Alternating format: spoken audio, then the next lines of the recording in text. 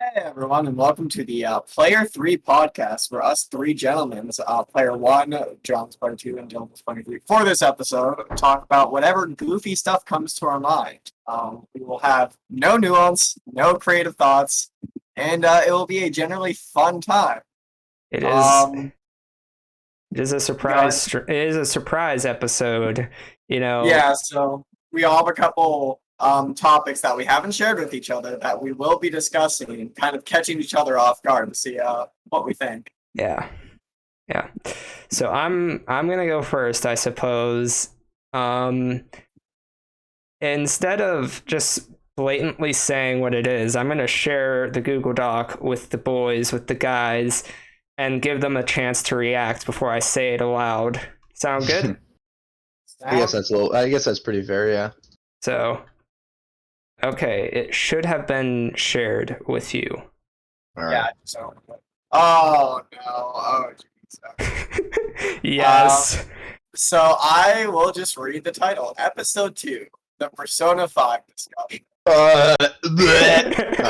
Yes. Ugh, gross. I'm It kidding. was it was so difficult keeping that from you, Ryan. Fair enough. I figured you might have wanted to wait until Dylan was played it, but I Yeah. guess we can just go with it. Go, That's go, This go is we were gonna fast. the have intro. we were gonna try to have a guest who for the record is like a huge Persona fan. I didn't know that. Okay. Yeah. Yeah, but he is AFK.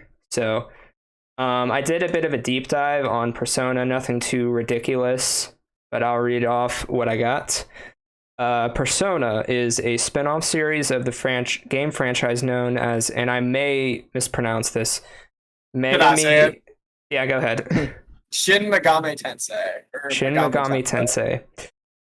Each game in the Persona main series are anthologies, meaning they're not like interconnected, and they can be picked up by new players. While that's the case, there are also occasional sequels to the individual games or spin offs, like Persona 4 Arena, 4 Golden, 4 Arena Ultimax. And I got this straight off Wikipedia, so it's reliable. Of course. Hey, Uh, sidebar. yeah, go Sidebar. I ahead. will say this. I'm tired of the Wikipedia slander because I will say Wikipedia is annotated heavily with lots Yeah. of sources. I'm See, I tired of the Wikipedia slander. I think that was like an early to mid 2000s. It was. Like, It was yeah, bad. It was bad to hate on Wikipedia. and it like people still hold on to that, but it's No, actually so Wikipedia is accurate now. annotated like crazy. Yeah. You kidding me? Yeah. But yeah, back to the spin-offs. Yeah, I think I left off at Dancing All Night, Dancing in Moonlight, Dancing in Starlight. This is insane. And then our beloved Persona 5 Royal and Persona 5 Strikers. In these games, you obtain the power of personas to use in the combat, and it's usually turn-based combat as well as like a life sim, I guess. Okay. So, before we do anything else, let's move on down. I know we're going out of order. Dylan, what's your impression of Persona 5? Okay, so my impression, like, as in, what do I think is going on, or my impression of it as what I think of it as a game from what I know? Both. Both. Anything Both. you know of its music, its style, its narrative, its gameplay, anything. Just All right. So from what I can gather, from what I've been told, and what I understand of this video game, as we Yes. call them, I get the sense that it's very odd in many ways. First, the art style is it's very unique. It looks. I have seen this. I've watched you guys play this. I've seen it. It looks nothing.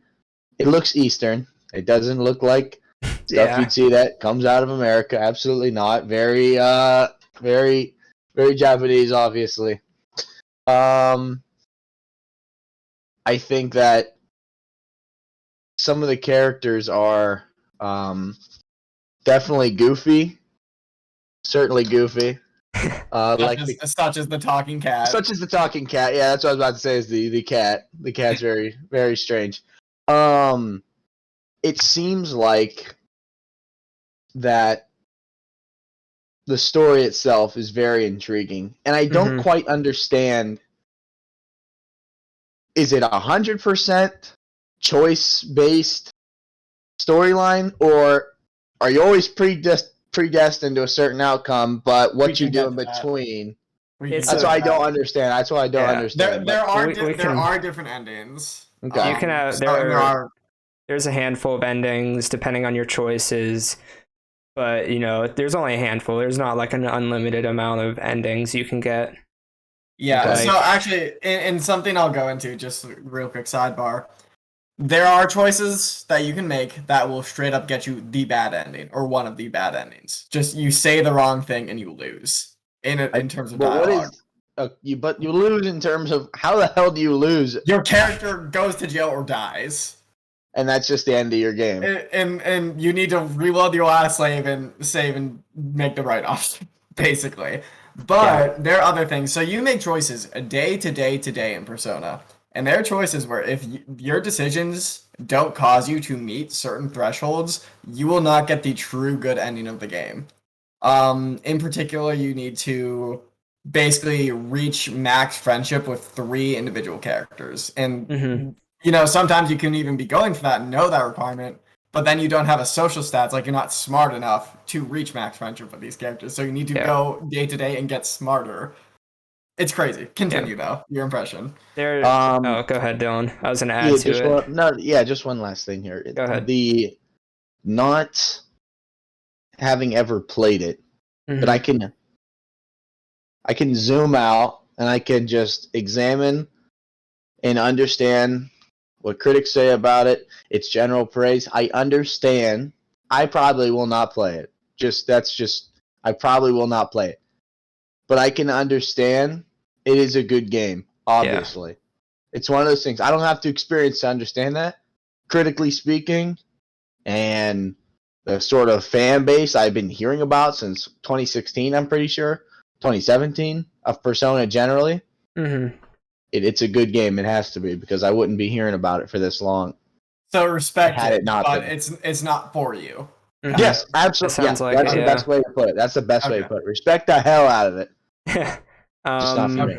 To go off of the multiple endings, there is another thing I kind of discovered, but it's kind of like, to Ryan and me, it's a little obvious with the games, but you have certain deadlines throughout the games where like you have to beat a specific section of the game. I'm trying to be as simplistic as I can be. Are you talking third semester? Because we can just. No, I'm talking all semesters, like palaces. Okay. Like you have deadlines you have to meet. We've explained stealing treasure, but like if you miss the dedeadline, you get a bad ending. Oh yeah, you lose and you have to load an old save. If you because you have limited time, you can do 2 things per day, or just like 1 if you like go into the cognitive world to change people's hearts. And the way you change your hearts, I compared it to kind of like these people are enslaved by their own desires, by like their own fantasies, and you steal the desire itself, the distorted desire, thus freeing themselves from this overwhelming desire. I compared it to like being a drug addict and having your addiction stolen so you can then make choices for yourself. And that's what they do to the villains of the story. Pretty much.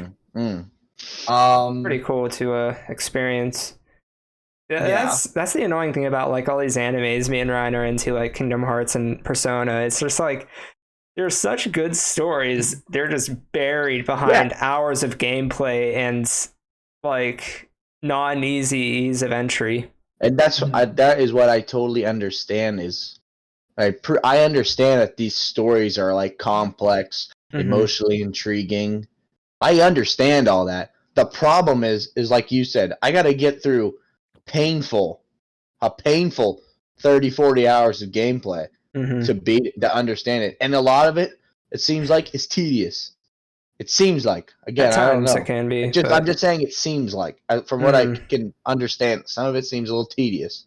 So actually, that's actually something I'll say is you would think the like social sim part of the game is the most tedious. Like, That's what it sounds like. This sounds like that's what you'd expect, but there's so much pressure on you because you're like, oh, I have 17 days. I want to become closer friends with these people. I have like 20 different people I want to become friends with, and need to raise my social stats to do it. Like you're like every activity slot that you have in the game feels meaningful. It's actually to me the RPG section that's more boring, really. which sounds that's crazy. also how I feel. That's also how I feel. And in the RPG section, like what the height of it is the exploration because they create individual environments with like nooks and crannies, really cool things to explore and find. But then there comes the battle system, and I think the battle system is better Pokemon, but it's still the Pokemon battle system against AIs, and that can only be stretched so far in terms of how good it is. Like, you still just have the moves, you use the moves, you can like have the higher health, you have the higher stats, you do the slightly smarter thing, and you win. Like, so I like the combat. I think the combat is the best turn-based I've ever seen. I don't like turn-based. Yeah. If that I'm makes not a sense. huge turn-based I don't fan like either. turn-based stuff. So that's what I'll say about the gameplay itself is the day-to-day section. Because like I talk about maxing our friendships with everything. Every friendship, except two, have 10 stages, and they're each well-written stories where each stage reveals another element of this character's overarching story and shows you more about them and like explores their character in a really interesting way that gets you to know them and their personality and like their motivations better. And then they then provide benefits for you either in the day like the social sim or in the RPG element. And I actually think the more useful friends are the ones who help you in the social sim, not the RPG, because these individual stories, these 20 or so individual stories, while the overarching story is good, those kind of drive you along in the moment to moment gameplay. Yeah. Of like, oh, I want to get to know my good friend Ryuji better. That's absolutely true. That is absolutely true. Let me consult our beloved Google Doc to see what we still have to discuss, I guess. So I don't know how much of this we should actually cover because it is a bit spoilery. But we'll start with this. I know, Dylan, you haven't played the games yet. Still holding out hope on that. Still gonna hold out hope. For better or for worse. Actually, well, let's discuss this. So, what do you think is better? The RPG part where you're in the palaces, you're in the metaverse, you're in what is it called? Shit. Mementos. Yeah, Mementos. You're in the metaverse, or do you think the real life simulator is better? Yeah, no, I think the social sim and like Joker's social life is significantly better. Like it's not even close for me. Which I know is quite the statement, but like it's just so good. And yeah, I'm looking through the Google Doc and I'm trying to prepare something for Dylan so he can at least make a slightly educated decision on one of the elements. Oh God, please! There's nothing I could say that'd be educated in any topic. Honestly. What would you prefer, Dylan? Would you prefer like an RPG turn-based combat or like a real life sim where you like make choices on what you tell people when hanging out with them? And so like here's the thing is from a few of the Telltale games that I've played, like Walking Dead was one of them. Damn, I'm having a hard time. What was the other one? I played two. Could have been Batman. Wolf Among Us, Batman. Yeah, Batman. Okay. Yes. There, yes. From those two, I played Walking Dead because the show was popular at the time, everybody was watching it. That's when like all the good It's a stuff. cultural phenomenon. All the culture. That's all everyone talked about. Okay, so that's what I was doing, and I was like, okay, I got swept up, and I was like, oh yeah, all right, we'll play a Telltale game, which was like a year after, I think, Mm-hmm. like after it died down, the fervor for it. But I just I don't know. It just seemed a little boring. The choices stuff. Mm-hmm. I don't know. Maybe that's just because it's a Telltale. Obviously, Persona 5 and a Telltale game are way different, artistically and narratively, all that stuff. Mm-hmm. But the idea of the choices, and we have to select a like. Here's what I was going. I was just going through it, just like mindlessly. I was just like X square circle triangle X square circle like. It wasn't. I didn't put after like half hour of it. I didn't put any thought into any of the answers because I was just like, man, this is just like there's too much. There's Yeah. not enough story here. And again, we'll go back to this. I don't know what Persona 5 was like. I don't know how much story there is in between choices, but like I know those Telltale games were like every minute you had to make like two choices. It was like every little thing you did, you had to make a choice. And I was like, man, like this is one way to play a game, but I don't know if I like it. And on the other hand, RPG turn-based makes me want to vomit. Makes me want to actually vomit. With you there, actually. Yeah, it makes me want to actually vomit. So I think I'd lean towards the turn-based stuff. But from my experience with turn-based stuff, being two Telltale games, like, and Batman was okay. Batman was a little cooler. But like, it's just like I think sometimes it can get not overwhelming, but it can get to be like just too much volume. Like you end up making too many like I feel like the choices don't matter because there's so many of them. Mm-hmm. Like where was the fork in the road that was wrong? Why did I lead to this? Was it because I took a step right or took a step left, or because I said yes to this person or no to this person? I don't know. That's actually something. So I'll like get into this and compare because I know of Telltale games. I've seen playthroughs of them. Okay. And it is mathematically true in terms of like branching dialogue options and storylines. Telltale dialogue options typically do not actually matter that much. They do not actually. That's what I'm saying. And then but there I am clicking through them. Yeah. I know. That makes sense. And it's more like a visual novel, honestly. Which, if you want to be a visual novel, you might as well just be one. Yeah. Persona is slightly different. Now, you're getting wrapped up in these individual character stories, but like occasionally they'll ask you a question, you'll have 3 dialogue responses, and depending on how you answer, you actually see their affinity for you, their affection go up in terms of blue music notes, where if you like get like a decent answer, you'll get 1. If you get a good answer, you'll get 2, and if you get like a great answer, you'll get 3 notes. And you actually need like as many notes as what level of friendship they are. So like if I'm going from level 7 to level 8, I needed in my level 7 conversation with them to get 8 of these blue musical notes. Oh, I didn't know that. Yes. And there are other ways to bypass this, but if you don't get those 8, then you have to hang out with them outside of actually progressing their story, which like is cool. You get to see them hang out, but that means that's time that you could have spent getting closer to someone else. Mm-hmm. So it's all this balancing act, and like literally, in our first playthroughs, John and I both just forsook 4 of the friends, 4 of the confidants. We just did not have time for them. Wow. And they all had good stories, and like we just didn't get to experience them. Wow. And we actually chose different people too. Yeah. We did not choose the same people. Yeah.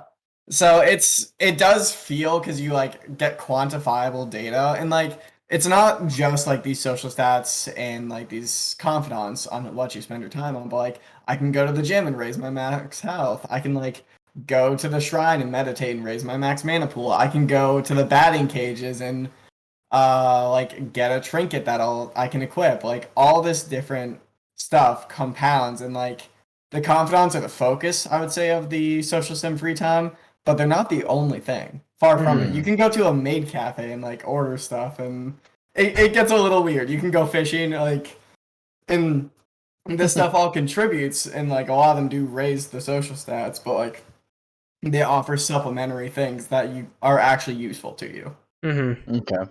So it's layered, and you actually like quantifiably see what choices you make matter. Yeah. So I would say in that regards, it's appealing. So moving on to something else, because I just sent something in the Persona stuff thing. Dylan, if you want to check this out. Let me take a look here. Where are Uh, you at? we're talking about all the romance options. Um, so all these girls on the top are all the different girls you can romance. I don't Did know, you? Jonathan. Oh, you put in Persona stuff. Yeah, I can't switch Yeah. over. Let me go on my Okay. phone for that. Okay. So just because you can't know their personalities, I'll go down the line and like describe them. Red-haired girl, super sporty, super kind, looks up to you as like a mentor, just really friendly person. Blonde, super pretty. She wants to be a model, all about fashion, all about sweets, self-indulgent but fun. Hedonist. Uh, Disgusting. Hedonist, yeah, exactly, gross. Third option, Kawakami, your teacher. Nice. Your high school Not teacher. not yeah, not to get too into it. You can romance her. She is currently working as a maid that performs sexual favors to earn money because she's in a large amount of debt. Wild stuff. Wild, Wild. wild stuff. Fourth girl, fortune teller, pretty modest, pretty meek. Believes like in like fate as determinism, like doesn't really believe that you have much say in the matter, and as her story progresses, you change that. Fifth girl, pretty straight-laced. She's shogi player. Shogi's basically Japanese Japan or Japanese chess. Um, very like she's very like modest and very quiet most of the time, but she gets super aggressive while she plays, and it's pretty funny. And you teach her kind of about herself as you go. Sixth option is the doctor, Tai Takami, goth kind of aesthetic. Let me stop you right Um, there. yeah, always teases you, an actual adult. Oh, good. Good to hear. She calls you her little guinea pig because she's Oh, testing no. drugs on she is testing drugs on you. Yes. Oh, Yes, God. yes. Seventh option, Futaba. Gamer Gremlin Hacker Girl. Makes I think Oh, the nearly gamer all gremlin. yeah, makes all the like game references in the series basically.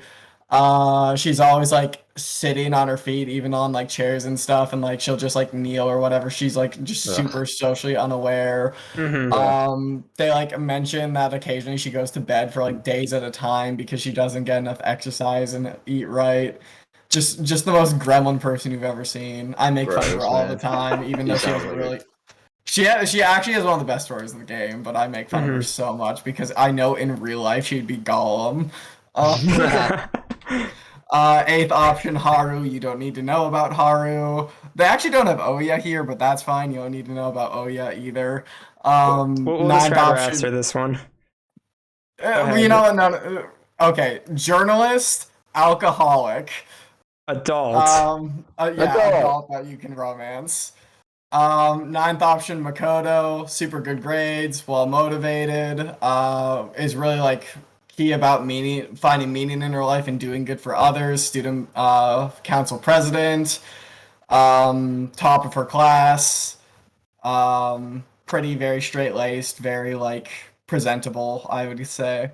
And Yeah. those are these nine girls, and once again, All right, they're missing Ryan. one, but Who's getting the so. rose? This is the Bachelor now. Who's getting the Oh, rose? this is The Bachelor, and it's not that one or two don't get the rose. It's only one gets it, and that option absolutely 1000% for me goes to Kasumi. There's so Or much I couldn't Sumire? say. Yeah, don't get into it, Okay, Kasumi. I won't. Yeah, just Best Girl has a really, really in-depth story that you will only see if first of all, she's a new character to the Royal. She's like an additional character. There are two additional characters, and she's just probably the best She written looks young. character. Correct. So here's the thing. I am doing this from the perspective of Joker. She's 15, he's 16. All right. Yeah. No, the game girl's also 15. These gamer gremlins, man. I know. But like she has a lot of depth to her character that I think the others, while they have some depth, just kind of lack. I think the other two with the most depth would be my second and third, being Makoto and Futaba, Yeah. because like they actually have real struggles that they come across and like have to confront and grow. with. Mm-hmm. Okay, So- so Dylan, you can just do one if you want, but who would you give your rose to I'm looking at pictures here. Mhm. of the characters? Yeah, hold If on. you need anyone's name said again, let me know. Like, tell me Yeah. which column, and I can give it. Or like their physical give description? me a little refresher on the Akumura. Oh, Mura. Haru. Yeah. Oh, yeah. No, Haru. I skipped her because she's not important. Daughter Oh, of she's like the daughter of the police guy. no. Fuck. Japanese McDonald's, basically. Guy wants to go into politics, so he's putting in an arranged marriage with the politician's son. Kind Oh, of okay. used to I love it. I love it. I love it. Yeah, Her. so Her. oh no. Oh, her. Oh no. I love it. Oh boy, that's Jeez, a hot love it. I take. can't love believe it I so can't believe much. you made the most wrong decision. No, okay, That's wait, kind hold of on. incredible. So this Oya, she looks kind of nasty. Did you say oh Yeah. Yeah, oh Oi. yeah. Oh, Oh, yeah. fuck. No. She looks nasty. No, she looks nasty. She looks nasty. Najima. Hold on a second. Who is Oh, you're this? looking at Makoto? That's Makoto, the student Makoto council one. Najima. Mhm. That'll The work. student, yeah. That'll work. Yeah. So, you want to hear my All right. choices? Yeah, go ahead. All right, sorry to interrupt. So my first, I guess, my rose would also go to Kasumi or Sumire, whatever. The redhead, I guess. She's just a very nice, kind-hearted person who cares a lot about everyone around her. And plus, she's just very, very talented and everything, and like gymnastics and everything. Yeah, she's a Um, gymnast. And then I guess my second would go to Makoto, student council president. Very smart, very cool, and all that jazz. For third, I'm not sure, honestly. Maybe Hifumi, the shogi Solid player. choice. Maybe Solid. maybe Hifumi or maybe Chihaya. Jihai is a solid choice. I'm not sure. Haru So- is definitely low on that list. So is On because she's basically my sister in the game. Yeah. Big sister vibes. Big sister vibes. But generally, that's my opinion. So, Okay. Dylan, I think you'll be very, very interested in this next discussion, this next topic in Persona 5. So, for a little background information, the final boss of the game that you get if you get the true ending is Okay. named Maruki.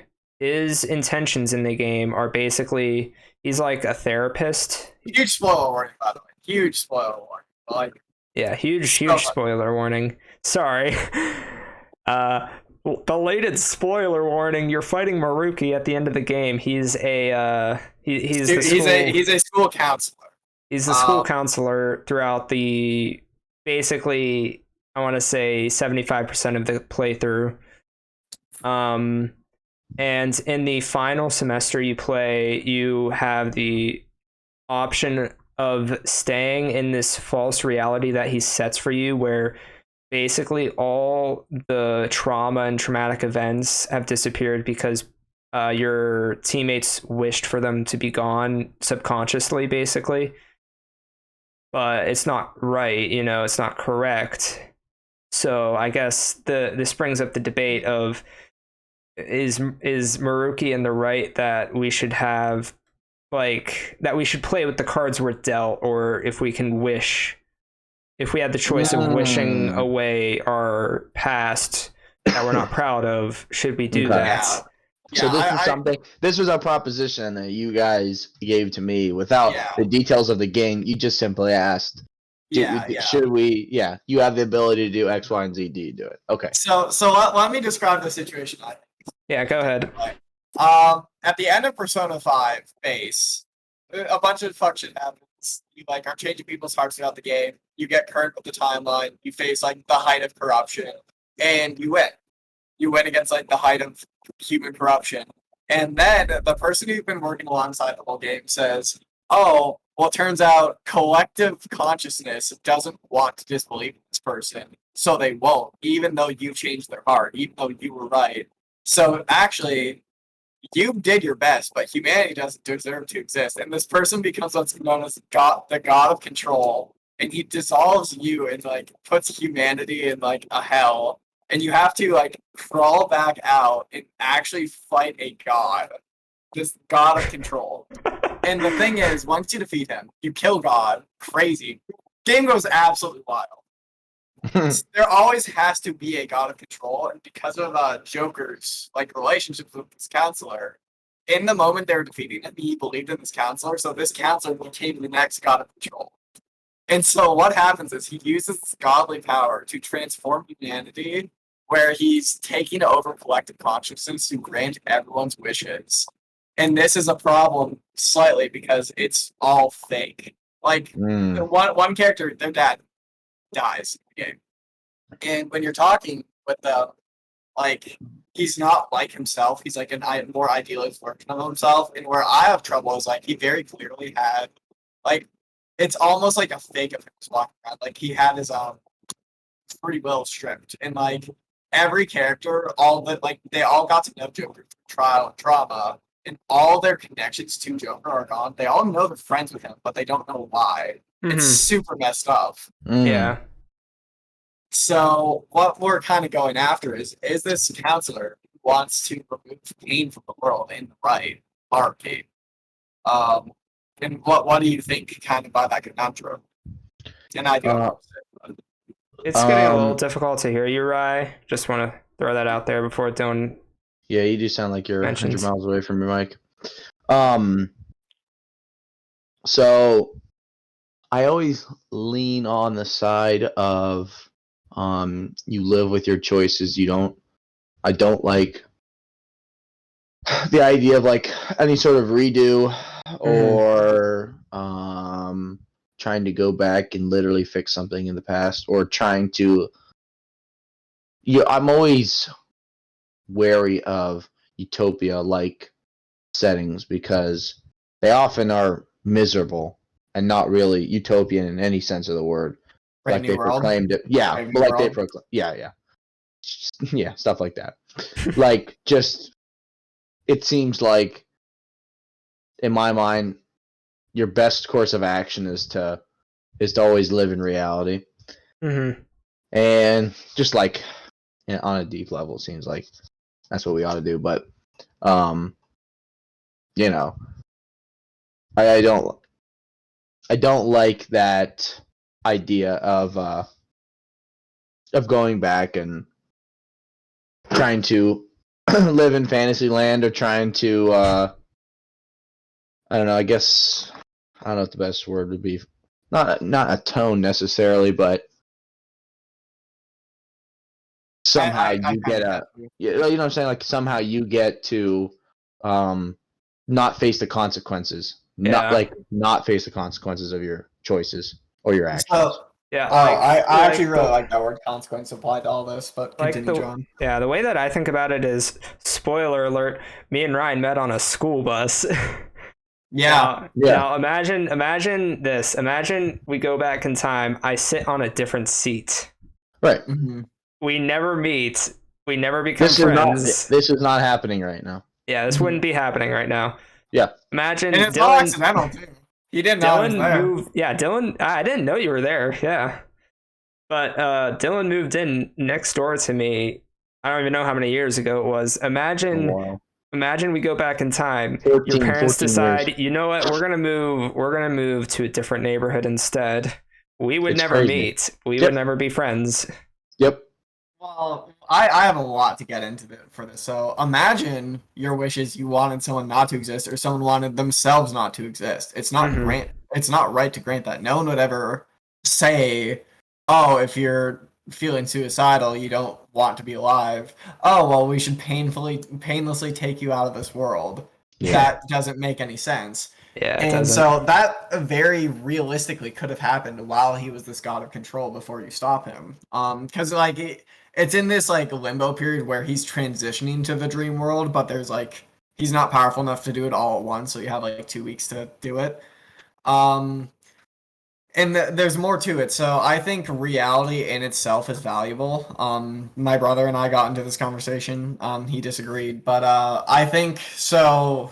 Let's say theoretically there's layers to reality, higher layers and lower layers. Like, we'll say we eventually make the most peak VR and we can go inside and like be pickled for our whole lives and just be in the best VR video game. You're losing a layer of reality, and that's not necessarily right. Yeah. Like, you're immersing yourselves in your narrative, and narrative is good because it conveys the human experience or some level of the human experience, and that's always valuable. But what's valuable about learning or recognizing elements of the human experience if you're not yourself living it? And then on top of this too, I think one of the main like objectives of humanity, one of like the driving purposes of humanity is growth.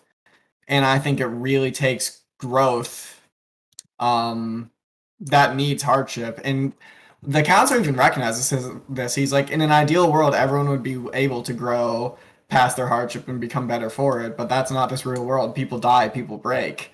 And so, like, ideally, completely idealized world, you let people grow through their hardship, learn, become stronger, become better, become smarter in hardship, and then in any hardship that would break them, you're able to save them. Like, say I was Superman, I save the things that will kill people, but I don't do all the farm work of all of America because I'm so fast. Because people become better through their jobs, then they get meaning out of it.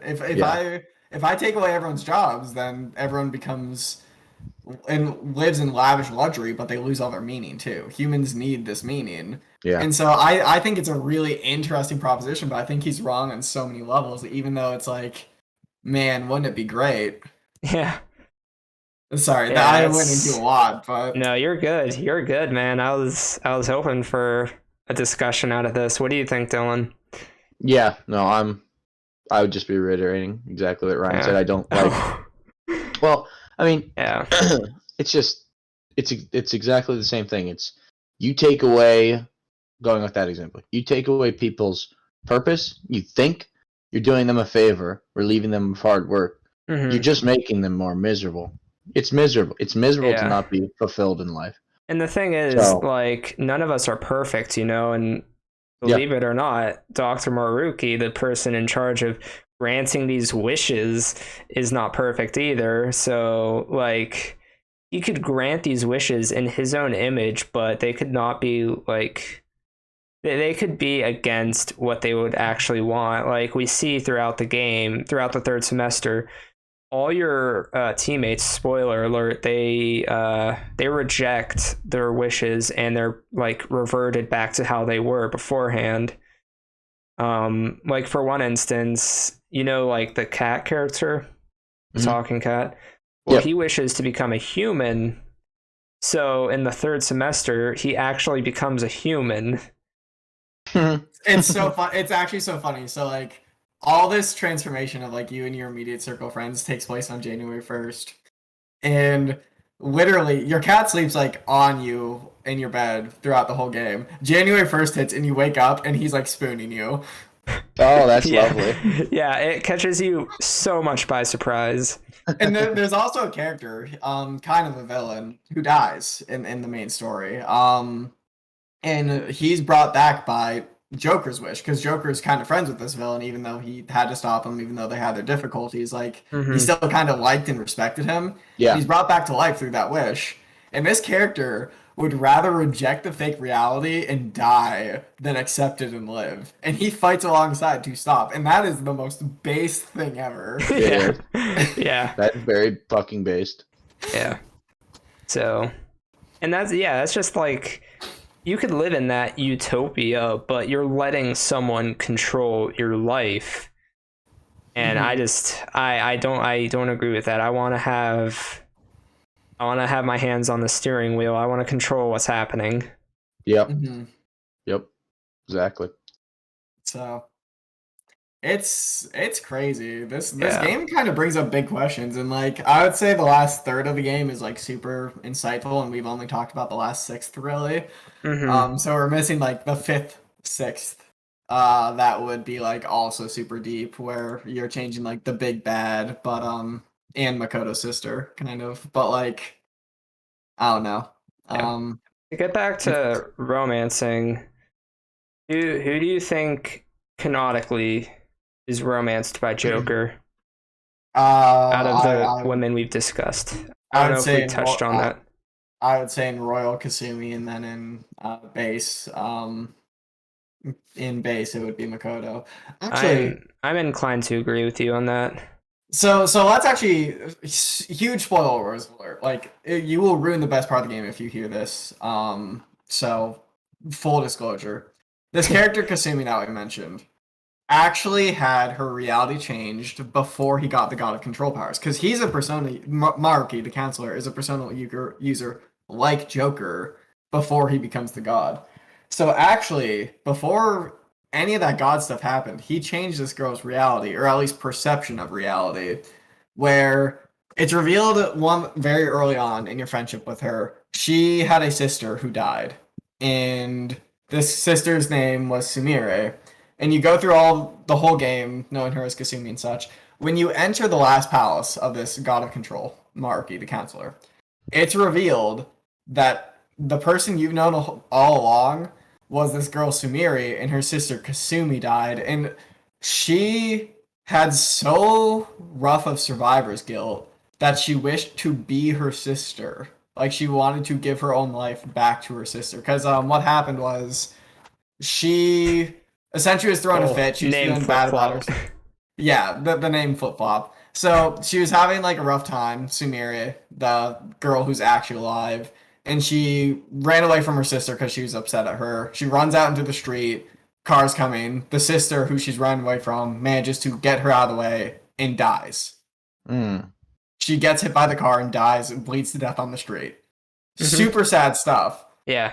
Sumire then convinces herself that she is her sister Kasumi and lives as her, adopts her personality completely, and that's how you know her throughout the entire game, because this all happens a couple weeks before Joker arrives.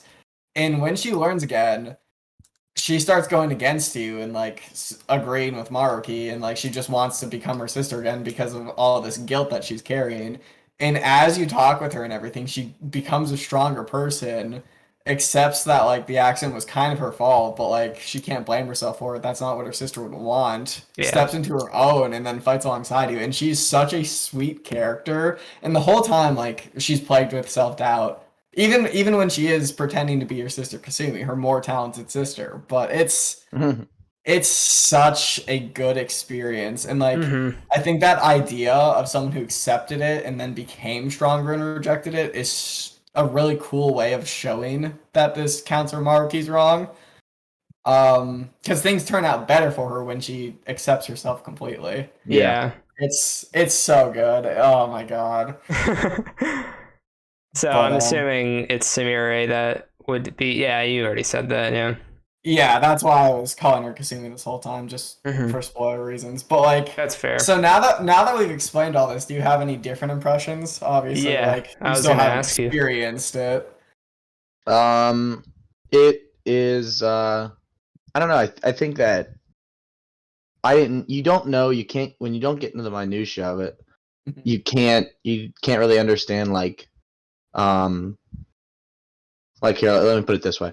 I can watch all this gameplay and I can talk about what I think is going on, but until you play it, you don't really understand those deep questions or those deep philosophical questions that you guys are discussing. You don't get that from just barely watching the gameplay or Mhm. just understanding the story until you really get into it and you see the narrative play out fully. You don't really appreciate it all the way. You It's know like what? Spark Noting. It's like Spark Noting Shakespeare. Like you Yeah. don't. Yeah, like you don't get the beautiful wordplay from Spark Notes. Mhm. But I'll You say. don't Really get the just Oh, got to deeper sorry. get in there and get themes. their hands dirty. That's all it Yeah. is. Mhm. Yeah. Yeah, it's tough to understand it. But what I will say is meaningless plug. Playing Persona 5, whether it be Royal or not, you also have another option to experience the story if that's not your cup of tea. I'm sure the other option might not be your cup of tea either, though, Dylan. I'm just letting everyone know. Sure. There is an animated show of the game plot and everything. Um, It comes in. There's a few different versions of it. You can watch the Japanese version, with English subtitles, or the completely English version, which I just found. Yeah. It's like 20 some. It's like 25 episodes. No, it's like 24 episodes that are 20 minutes apiece. And then once you get to the 25th episode, there's like two more that are 50 apiece, 50 minutes. There's also a manga. So from my understanding of the way of experiencing Persona in terms of like how good it is, there's the anime, there's the manga, there's the game. That's the Yeah. community accepted, like how good is it to experience it. Yeah. But and the manga's all in English and everything, but yeah. Mhm. I very much doubt Yeah. Dylan will be experiencing it. I will say, Not through the manga, no. be wary with the anime. I think you have like two options of paying $5 a month or something to watch it on a streaming service, or you could pay the modest fee of $300 to get it on Blu-ray. Jeez, oh man. Yeah. I'll tell you another way when we're done recording, though, Dylan. But yeah, those are your two options. Something else I would like to bring up in terms of the Persona discussion and why Dylan and others might be averse to it and that this is okay is how Eastern it is, how Japanese it is. Yeah, it's tough to get into those kinds of games. I think this is important to discuss. There are cultural things that just do not carry over. For instance, in Mementos, one of the like cognitive areas of the game, it's humanity's collective consciousness that you go into and change individuals' hearts, but on a smaller scale. The cat character can become a van. This seems really weird. This is actually reference to a Japanese movie, an anime, from the 90s called Princess and Momonoke, where there's a magical transforming cat who becomes a van. And most people wouldn't get that. It would just seem really weird. Yeah. I didn't get that. Yeah, and that's the thing. And so, like, take that by itself, it's not super off-putting. Take 50 of those, put them together, you're like, your familiarity, your sense of groundedness disappears, and you really don't understand. So I think, like, in terms of even, like, looking at Japanese school systems, they're high schools, they have 3 years instead of 4. So, like, you can't relate there. There's Oh, a they only do 3 years? Yeah, they're 3 years. I think they have one more year in intermediary in like 3 in middle school and then 3 in high school. They're more or less the same year as us. Their academic year starts in April and ends in March. Oh my god. Yeah. Ugh. Yeah. You do get more breaks though, but it's yeah, and their summer break is also like less than a month or only slightly more than a month. also, I'm sure you'll enjoy this one, Dylan. You go to school on Saturdays. Really? You get Sunday off. In Japan, typically Saturdays are half days. But then there's also cram school. So Japan goes to school for like an hour more than us already. And then there's something called cram school, which are extra days of the week where you go to like essentially specialized tutors for like 3 days a week for like hours. This is why they're beating us. No, this is why they're beating us. Kinda, yeah. Japan is actually the most technologically advanced country in the world. Fun fact, and like in terms of like technology per capita. Yeah, I mean they got an app that takes you to the metaverse. Yeah, exactly. But like what I'll say is like another thing too is like the Kun, San, Senpai, they're kind of like Mr. Mrs., but like the fact that they use them in the game, even in yeah, like I would call John Kun. Or like I would call Ryan Senpai because he's older than me. Yeah. That's weird. Typically you don't use it for people in your grade or like who are about your age. And you could also like call me San. But like it's like Mr., Mrs., Miss, Ms. Yeah. Ms. But it'd be kind of weird because it's like you're a grade above me, or at least you were in high school and college, but you're like 2 months older than me, I think. Yeah, 2 or 3. Yeah, 2 or 3. So yeah, so it's hard to draw a line for that distinction. Exactly. I feel like in high school you'd call me it, but not in college. Probably. culturally. Yeah, and then also I think less people in Japan go to college, which I'm all for. Yeah, But that's like fair. so like I think too, and you see this, and another thing too, there are 200 something personas in the game. Hmm. And nearly all of them are based off of Shinto gods, ancient Shinto gods. I don't know if Shintoism is still widely practiced. I think it is a little. Buddhist like principles. Japan has this concept called what are they? What are they? I forget. They're not Oni. They're kind of like little demon creatures. I forget their name. Most Pokemon are Pokemon. based off of them. Yeah, no, most Pokemon are based off of them. Mm. They're super big, but like ancient Japan believed that like age everything was inhabited by a spirit, and the spirit would manifest more over time. So like so you've probably heard of like the Nine-Tails Fox. It's in Naruto. It's in Pokemon. Basically they believed in these foxes. I think they were called kitsunes, and every 100 years they would gain an additional tail, and after 900 years they'd become minor gods, and they'd become the Nine Tails. They'd have Like nine tails. all, yeah, exactly. And they'd have 9 tails, and all of these like persona are based off of these like spirit creatures essentially. So Mm. like they're recognizable to Japanese people, but they're just weird to us. Like they're just weird. Yeah. Like there's a persona that literally is like a weird creature thing that sits on a toilet. Yeah. He just sits on the Yeah. toilet while It's you it's use it's like a him. goblin. It's like a goblin sitting on a toilet. Super wild. Yeah. Um so and that's the thing. So in terms of like approachability, I'm mentioning all this to you, and once again, there's a lot that I'm not mentioning that I think like for you and for a lot of Western people, they're just like, this is weird. I'm not necessarily into this. I kind of respect what it is, and that's different, but Hmm. like it's not for me, and there'd be other things I want to do with my time. So I did not expect to get into Persona, even when Joker was revealed for Smash in 2018. Same here. Late 2018. Um, what ended up doing it was my roommate really wanted to play it. We had the game like communally, and he started playing it, and I was like, okay, this is kind of good. I've seen a lot of it. I know the music. I really like the art style. Let me give it a try. And I tried it, and I started getting really far, and I was like, oh my god, this slaps. These are really good, charming Was that characters. the original game or Royal? I actually did play the original game first, and Mm, it's significantly worse. I'm not gonna lie. that's fair. But That so that it's usually happens with your final mixes, your I guess remakes, sort of. yeah. So well, I guess my closing thoughts are Persona 5 is not a game for everyone, but it is, I would say, in a way, kind of like modern literature, or where it like brings these heavy questions, these good perspectives. It makes you think. But you know, literature isn't necessarily for everyone.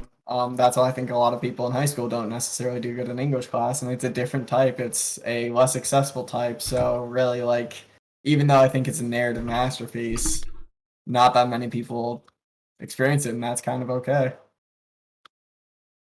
All right. So, and just a Any final thoughts from either of you two? um, I'm very thankful for Ryan who introduced me to the game. I think I forgot to mention how I got into the game. But yeah, that's how Ryan got me into it a few months, like a month or two ago.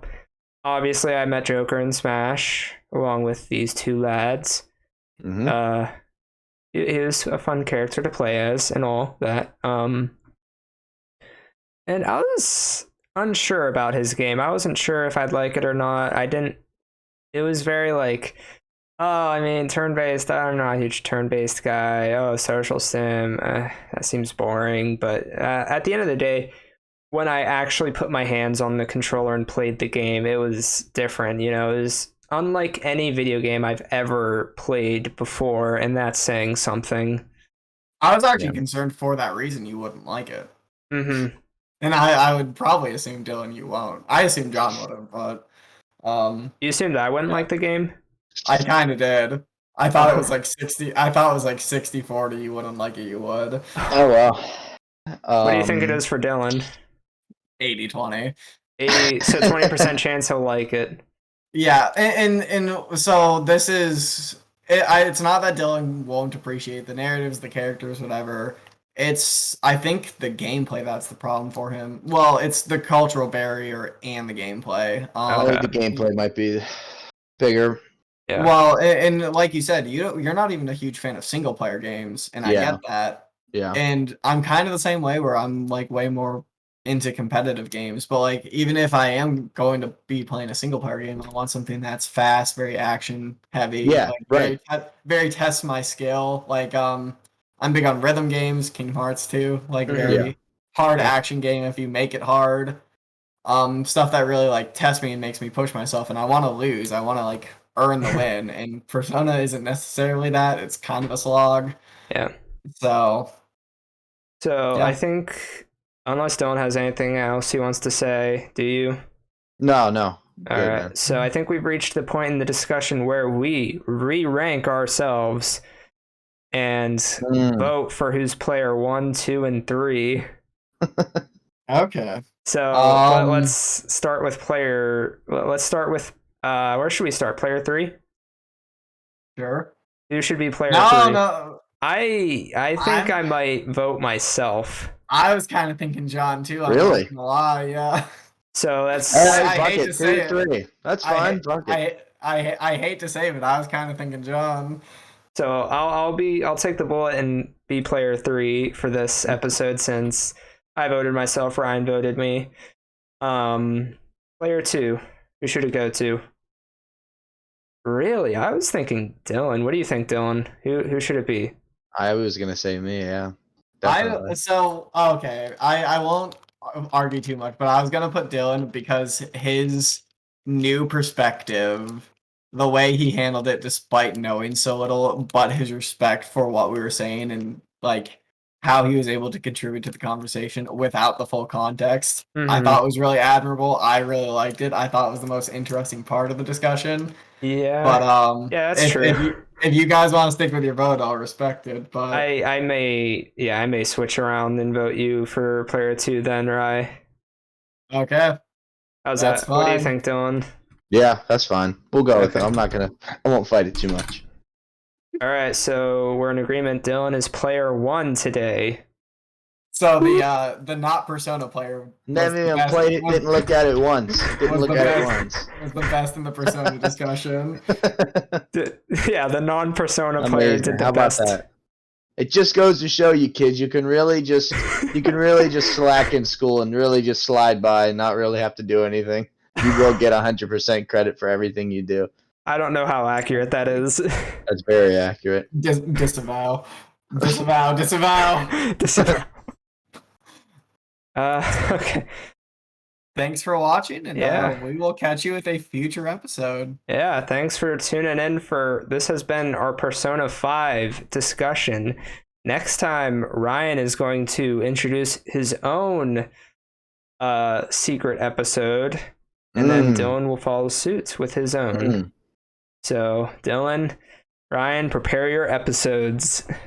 Will do. Absolutely. You know what the Google Doc looks like, so you know how to like base it on that, I guess. Yeah.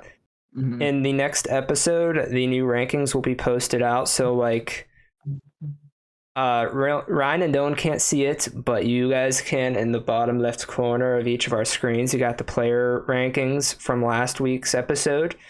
The new rankings will be up in episode 3, the ones we just voted for. So yeah. This has been real. Thanks for tuning in. Anything either you want to add? No. See you in the next episode. Yeah. See you then. Bye.